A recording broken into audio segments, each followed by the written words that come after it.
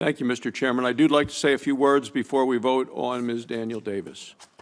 Since the start of the Biden administration, Ms. Daniel Davis has been doing everything she could to undermine American energy production.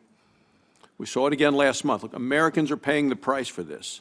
At the end of October, the Bureau of Land Management, which Ms. Daniel Davis oversees, took another step to make it even more difficult to produce oil and natural gas on federal lands.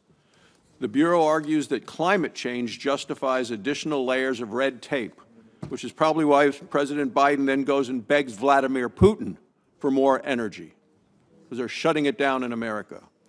The Bureau fails to acknowledge that stopping oil and gas production on federal lands will have no impact. The Bureau acknowledges that stopping oil and gas production will have no impact on the world's total oil and gas production. Secretary Haaland admitted that this fact at her confirmation hearing in this very room. I've asked Secretary Haaland if she was, quote, aware of any evidence that suggested that a ban on oil and gas leasing on federal lands and waters is going to reduce the world's total production of oil and gas, and her answer is no.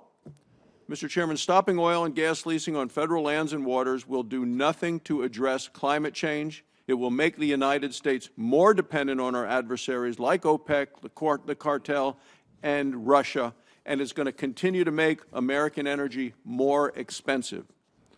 Americans are facing the highest rate of inflation in 30 years. We're facing the highest prices at the pump in 7 years, higher prices this winter to heat their homes. The last thing the American people now need are policies from this administration that's going to make American energy even more expensive. But that's where we're headed. This is what House Democrats are trying to do in their reckless tax and spending bill, and it's exactly what Ms. Daniel Davis will do if she is confirmed. I urge all of my colleagues to vote no on this nomination.